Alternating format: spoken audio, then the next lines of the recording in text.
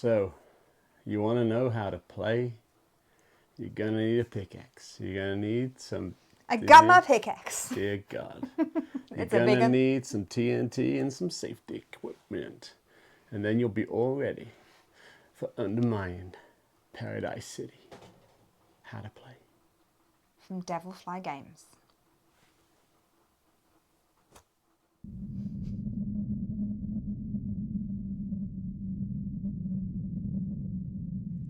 Ludus Vulpes.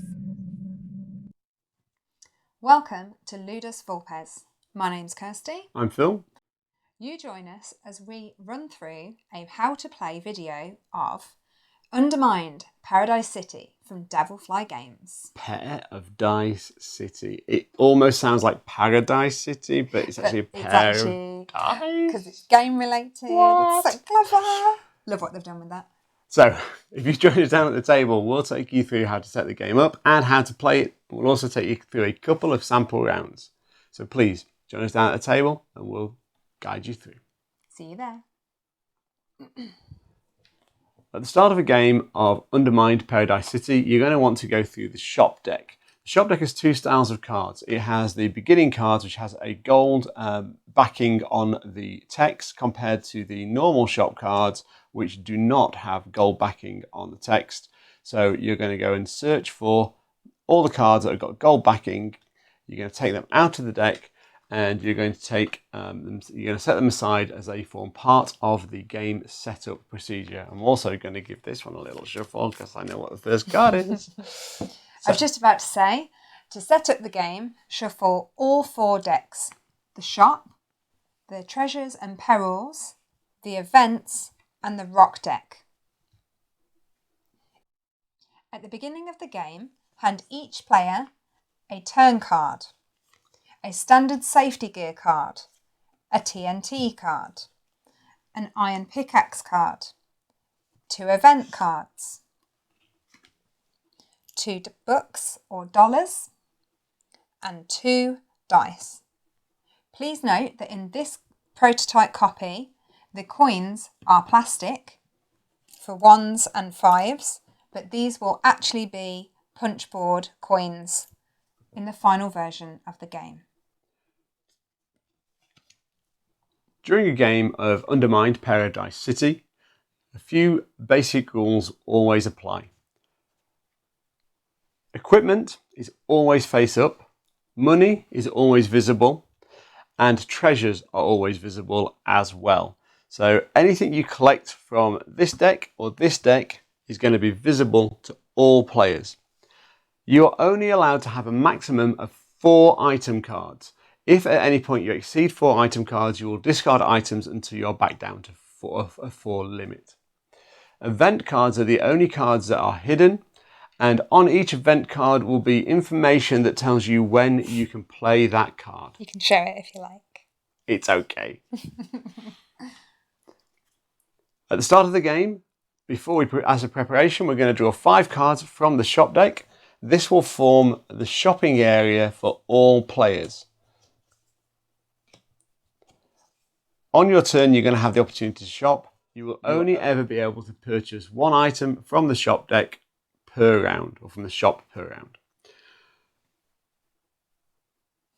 You are trying to achieve 12 victory points to end the game, and you're trying to do that before your opponents can. Yes. Now, to do that, you're going to be digging through the rocks in the mine, and the rocks have got a toughness value, and you've got 2 dice to meet or exceed that toughness value. We'll talk about how I can get to 16 in just a moment.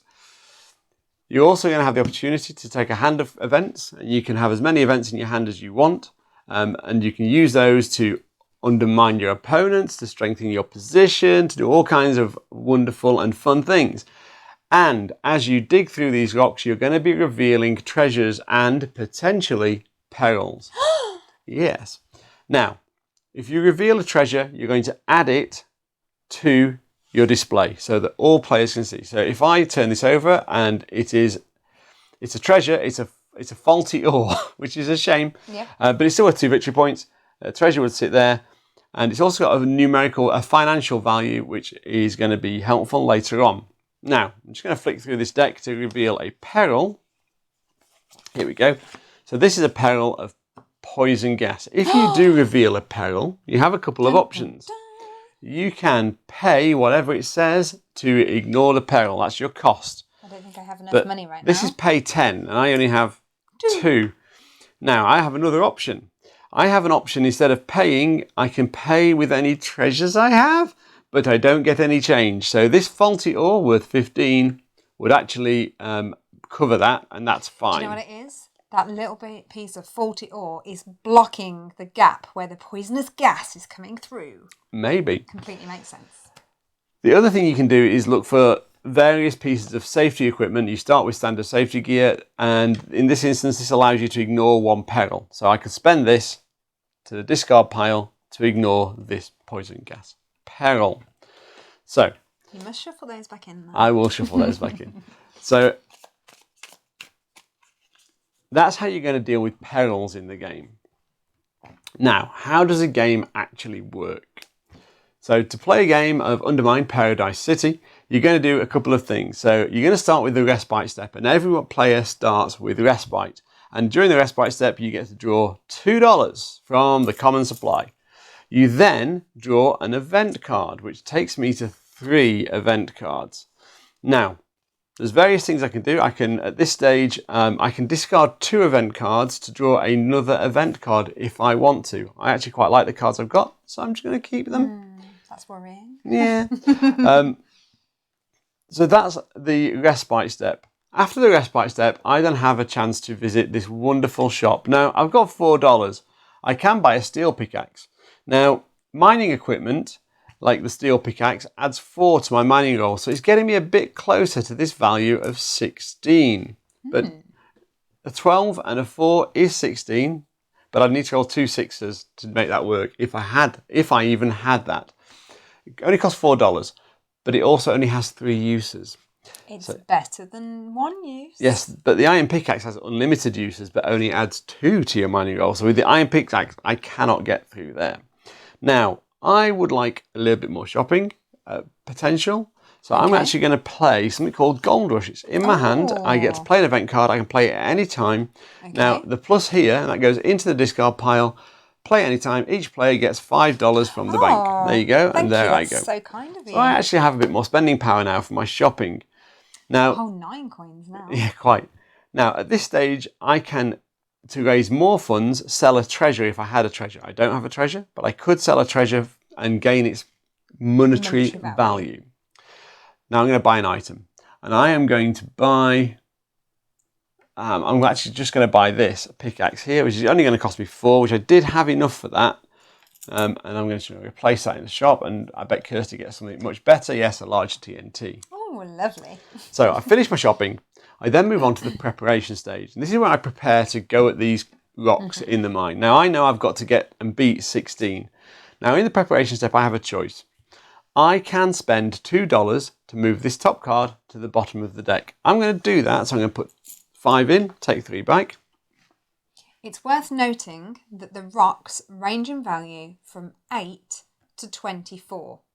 So right now, Phil is chancing the next card coming out at 16 being either 8 below that or between 8 and 16. Yeah, and 16. For no worse situation. Yeah, or 16 to... Oh! And he got a 14. I did get a 14. It was worth it. So he was halfway through and it was going to be 8 either way. So I've got my mine. I've got my steel pickaxe. So I'm going to pick an item to mine with. So during the preparation step, I've changed the rock. I can then use an item. So I'm going to prepare my steel pickaxe. I've only got 3 uses. So I'm going to turn it, and once I've turned it 3 times, I will then discard it. As a final version of the game, will have use tokens with it, which will allow you to monitor and maintain how many uses things have had. Now, that's going to add 4 to my dice roll. So to get 14, I still need 10 on 2 dice. That's unlikely. So one of the things I can now do, after I prepare my item, I've moved a rock to the bottom of the deck, I've prepared my item, I can then ask for help. Kirsty, will you help me do some mining with... Would you like to use my pickaxe? No, I'd like to actually use one of your dice. Oh, okay. So, at this stage of the game, I can negotiate with any players around the table for their support. They can support me by adding a single dice to my dice roll, but they can negotiate whatever they want for that. I will loan you the use of this dice for $2. There you go. Have it. I need it. Thank you. So we've prepared. Now, before we move on, let's just talk about one alternate way of mining, which is instead of using a disciplined and controlled pickaxe, you can use things like explosive, like this TNT. If you do use explosive, you cannot be supported by other players, but you have the way too dangerous for me. It's way too dangerous. But you do have the advantage when you use explosive of being able to go through more than one card. But unfortunately, I'd need 14. My TNT adds 10. I'd need to get to 14. If I was going to go through another card, I'd need at least 8 more to get there, which is unlikely. So you spend it to 22. move. Yeah, so I spend 14 to move the rock, and then I'd need 6, 12, 18. Yeah. You could do it. I could do it. But Literally do it. If we roll 3 6s, you could do it. And that next card being an 8. But I can't have your help because that would be explosive. Yes, so true. I'm going to stick to my steel pickaxe. Now, the only risk Kirsty's taking by helping me is if we go through this and I draw a peril from here, that peril, if she rolls a 1, will affect her as well. Yay. So I've got +4 from my pickaxe. So that's 10, 11 I'm at. So I need a 3, please, or better. How about a 5? I'll take a 5. So Boom. now I reveal.